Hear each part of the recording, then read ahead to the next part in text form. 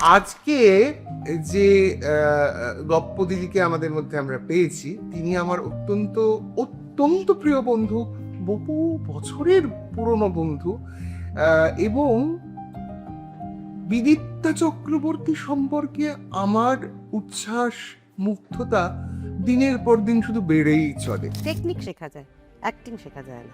এটা একটু বুঝিয়ে বলবি? এটা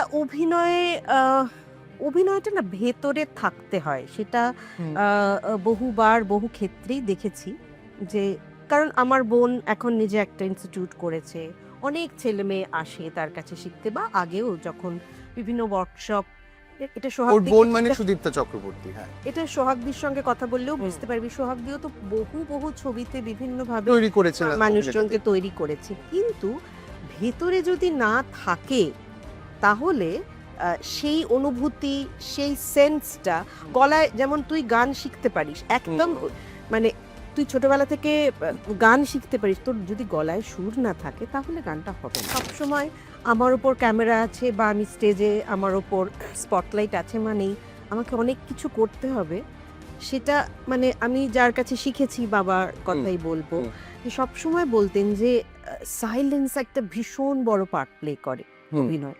সেটা সেটা সেটা কিন্তু খুব দক্ষতার পরিচয়, কারণ এটা বাবার অভিনয় ছোটবেলা থেকেই যা দেখি, সোহাগদির অভিনয়তে একটা সাইলেন্স একদম আছে। অনেকে যারা ভালো অভিনেতা অভিনেত্রী তারা এটা মানতে বাধ্য যে সাইলেন্স একটা ভীষণ বড় পার্ট ভালো অভিনয়। তুই কিন্তু অনেকটাই এক্সপেরিয়েন্সিয়াল অ্যাক্টিং এর মধ্যে দিয়ে বড় হলি, মানে ইট ইজ করতে করতে শিখেছি, ভুল হয়েছে ছোটবেলায়, কিন্তু যোচন জিটুর কাছে মারও খেয়েছি। আচ্ছা, আমরা কিন্তু বকা মার চড়-থাপ্পড় আসলে কি জানিস তো সোমা, এটা আমার বারবার তোর সঙ্গে আলোচনা, আমরা না চড়-থাপ্পড় খাওয়াটাকে অ্যাবিউজ বলে চিন্তা করতাম না। সেটাই, এটা আমার মেয়েদের সঙ্গে একটা ভীষণ, আমার বাড়িতে যেহেতু জেনজি আছে একজন আর একজন আছে মিলেনিয়াল, তো ওদের কাছে আমি সবসময় বলার চেষ্টা করি আমরা এটাকে অ্যাবিউজ হিসেবে ভাবতামই না, সে স্কুলের টিচারই হোক, বাবা মাই হন, বা মানে শিক্ষক যাদের কাছে নাটক বা অভিনয় শিখেছি, জিওগ্রাফি টিচারের কাছে কি মার খেয়েছি আমি একবার। তো আমরা আসলে এইভাবে ভাবিনি তখন।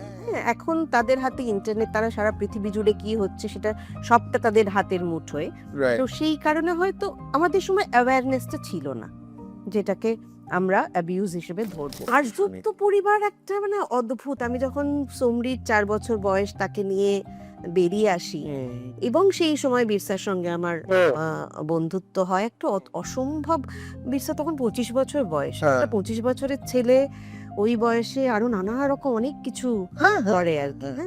তো সেই যে দায়িত্বটা নিয়েছিল, এবং বিরসা তো বলে যে তোমার সঙ্গে ভালোবাসা থেকেও আমার সোমরির সঙ্গে একটা ভালোবাসা হয়েছিল, যে 4 বছরের একটা বাচ্চা বাবু দাদা বলে আমাকে আমার কোলের ওপর তুমি ছেড়ে দিয়েছিলে, যেভাবে জড়িয়ে ধরেছিল, আমার মনে হয় আমার প্রেমটা সোমরির সঙ্গে হয়েছিল প্রথম।